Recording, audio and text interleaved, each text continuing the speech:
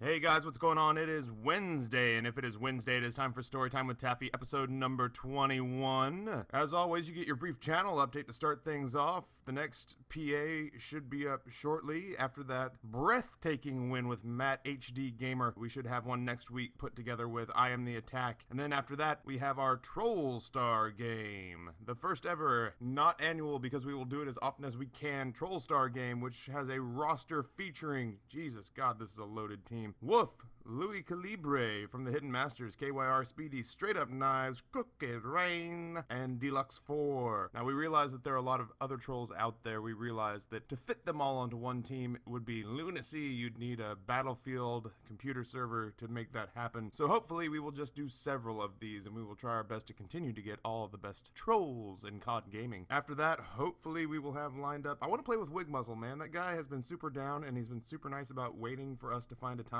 So I want to bring in Wigmuzzle, who in turn I think is going to try to bring in the guys from Awesome Sauce Films, Mitch, aka Beijing Canadian, and Jerome. The Walking Dead Let's Play, playthrough, walkthrough, whatever the hell you want to call it, seems to be going really well, despite the fact that White Boy 7th Street is doing one, and Uber Haxor Nova is playing his way through as well, not to mention a handful of other guys, such as Tetra Ninja. So when you're going up against that kind of talent, you've got to do a little more. You've got to put a little more production value into it. So that's why we put that nifty little border around the outside where you will begin to find thumbnails linking you back to all the previous episodes. We gave it that nifty little intro and the previously on. The intro itself has music from Basement Batman. Links will be in the descriptions of those if you want to go check out the music. And for God's sakes, look in the description for links to all the music before you ask what the song is in the intro titles. I am back in contact with James Bowman, our animator, so that means that we are beginning to work on that aspect of the channel again. But I digress. It is too much. It is too much channel update and so much story time to go over. So, I saw signs, I saw hints, I saw things that aligned in the stars that led me to believe that this was the proper story to tell this week as our channel series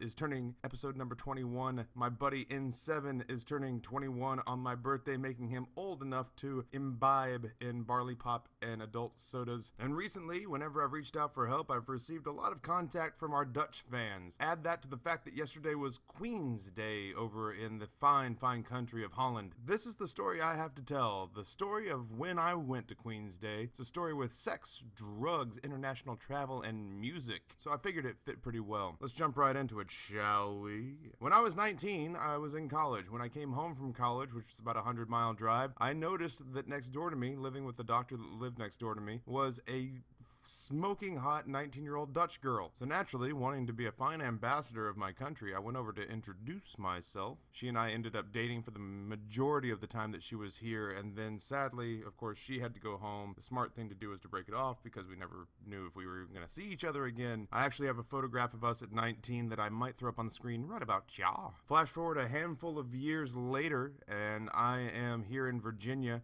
doing my acting thing, and she and I start to get in touch again at 25 years old via instant messenger, online chat, which leads to a phone call here and there, and she lets me know that she is still into me and that she has thought about me for years, and I admit basically the same, and then she starts to send me photos that prove that in the time that she and I have been apart, she has decided to become, aside from an international accounting and finance major in college, a bisexual lingerie model. So as you can imagine, the next day I went and took some money out of my account. It was basically free money because when I traveled from Idaho to Virginia, I swung through the South. I stopped in Vegas, I took $50 into the Aladdin Casino, and came out about 6 hours later with $1,400 in cash from playing blackjack. I then went to Dallas to visit friends and family, and took another $300 off my cousins in a poker game. So I took all that accumulated money and said, by God, this is the best reason to travel internationally that I am ever going to run into. I booked tickets to Holland and flew out, and Jesus God, getting on the plane is a story all unto itself. Maybe I'll do it as like a story time extra over the weekend, like a 90-second retelling of the harrowing experience with the fucking Stephen King version of Mary Poppins that I had to deal with just to get my ass over the big pond. I'm not a big fan of the ocean. At least I'm not a big fan of being out on the ocean where I can't see the shore or touch the bottom. So it really kind of freaks me out. And the idea of flying over that, like the idea of going hundreds and hundreds of miles an hour over a gigantic body of water filled with shit that underneath the sea is the top of the food chain, where I no longer have dominion over animals. I was not in a good place, and there was a lady that I thought was going to help me that ended up making things a whole hell of a lot worse. So maybe as like a storytime extra on the weekend, it'll be like a 3-minute story that I just tell of this fucking crazy flight to Holland. But anyway, I touched down in Holland, and there she is waiting for me. Absolutely stunning. I might actually throw up a photo from FHM magazine where she did a photo spread on my Twitter account. I don't want to put it up here because technically it belongs to someone else and I can't make money off that, and then if anyone sees it, I don't want to get in trouble. So go over to my Twitter account and I'll post a photograph of Gabriella, we'll call her Gabriella, laid out, I think, on a bearskin rug. So anyway, I touched down in Europe, in Holland, and she and I pick up like we've never left off. You can tell the sparks are obviously there. We're both really happy to see each other. It instantly turns into a romance holiday. She and I go to London for a week, which I know we have a lot of followers in England and Great Britain and Scotland, Ireland, Wales. You guys have an awesome chunk of terra firma over there. I cannot wait to get back. I thoroughly enjoyed myself in London. If I ever end up that direction, we will all get absolutely pissed drunk at a pub somewhere, which is basically what we did. We went and we saw theater, and we went to markets, and we drank and fooled around, and so good. So good. But the coolest part of the entire trip, and I mean, we went to Belgium, we went to southern Germany, to Aachen, which was pretty cool. But Queen's Day, April 30th, yesterday, in Holland, was Queen's Day to celebrate the birthday of Queen Beatrix. Even though technically the date is the birth of her mother, Queen Juliana, her birthday lies on January 31st, and that's a shitty time to celebrate outdoors. So the Dutch, realizing this because the Dutch party hard, kept the birthday on April 30th and continue to go out and celebrate. Here's my thing. I was mentally ill prepared for this. Here I am on a train with a gorgeous woman that I am now sort of seeing and sleeping with, and she is taking me for what she is calling her Dutch Day of National Celebration and has loosely equated it to the 4th of July for Americans. So that's mentally, that's where that places me, is I'm thinking about carnivals and funnel cake and irritating families of 30 that all have giant belt buckles and skin-tight Lee jeans and flannel shirts on and mullets. So like I've ended up in this place of, oh god, I'm gonna have to end up somewhere and winter a stuffed panda or some dumb shit like that while I eat something that was fried and then coated in batter and refried again. At least maybe I'll get drunk. Not so much the case. We get down into downtown Amsterdam, and there are about 125,000 screaming Dutchmen, all decked out in orange. It's just a sea of orange. And she got me down there, and it's all just beautiful brunette people wearing orange for as far as the eye can see. Like every time I rounded a corner in Amsterdam, I thought that the crowd would thin out because you could just see nothing but a sea of heads until they disappeared in the distance, or you turned a corner and it was the exact same thing played over again. And every time I thought it would thin out and we'd reach a place where we wouldn't be surrounded by people, I was wrong. And we ended up at this music festival, one of the smaller ones at about 30,000 people, and kind of pulled ourselves off to the side and got made fun of for just making out at every chance that we could. Just, we were all over each other. And our friends, we managed to use cell phones to track down our friends at this music festival, and her friends sit down next to me and say, "Oh, you must be the American." I said, "As a matter of fact, I am." And they reach into their backpack and they bring out this ice cream cone sized spliff, gigantic cone shaped joint, and they say, "Welcome to Holland." All of you seem to want to know about any drug interactions I may or may not have had. I have smoked some weed in my lifetime, not a whole heck of a lot.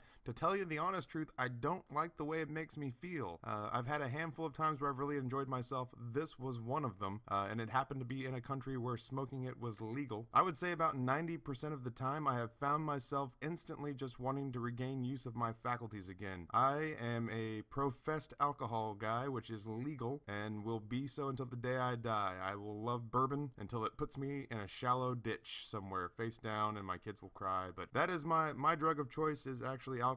But on this day, I was more than happy to not offend the locals. At the time, Gabriella was not a big fan of cigarette smokers, and I was a huge cigarette smoker, so I was doing my best not to smoke around her, which means after an international flight where I wanted to rip the armrests off my chair, I didn't have a cigarette when I landed, and I was about to go batshit crazy. So I was not upset that these Dutchmen handed me anything I could light on fire and use to suck smoke into my lungs. What I didn't realize is that the pot in Holland is about 90 times more potent than anything you could partake in anywhere else. And so I attacked this thing with the fervor of a college freshman going after a bra strap and ended up laid out on my back watching time pass with a permanent grin on my face, completely lost in the music around me and smiling at everybody like a total idiot. Like, I got hit with the stoner stick and it hit me hard, and I have a photograph of it which I'm going to put up right about cha.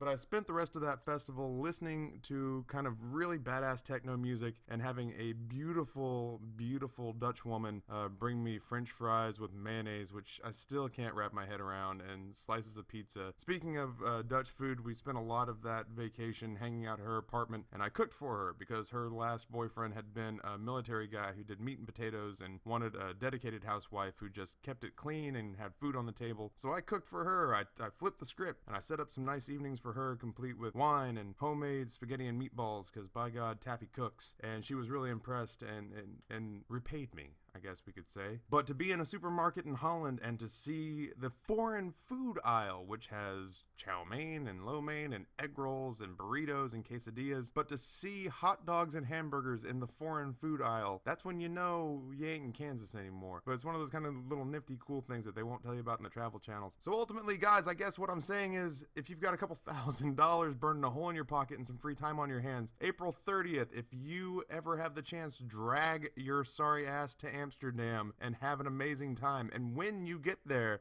tell them Taffy sent you. That will probably wrap things up for this week. I wanted to go ahead and let you guys know we are still under a do we ask for likes, do we ask for favorites, do we ask for subs conundrum. Obviously, we're not going to ask for favorites and subs. That's ridiculous. Rob and I are still torn. He says ask for likes. I say keep it the way it is. So where we stand with that now is I have issued him a challenge. His challenge is to find a way to ask for likes that is both creative and non-intrusive, because I realize that we have never done this before, and once we do it, we can never claim that again. We can't get that back. So if we are going to burn that currency and cross over into that sort of YouTube mainstream with that, Rob has to figure out a way that it is entertaining to do so and impress me so that I will sign off on it. But until then, I appreciate all the crazy feedback you guys gave me on that. I appreciate how supportive everyone is, and I even appreciate that the guys who said don't do it, by God, Taffy, don't do it, followed it up with, if you have to, we understand, we want you guys to get recognition, but we prefer that you didn't. You guys are the coolest goddamn collection of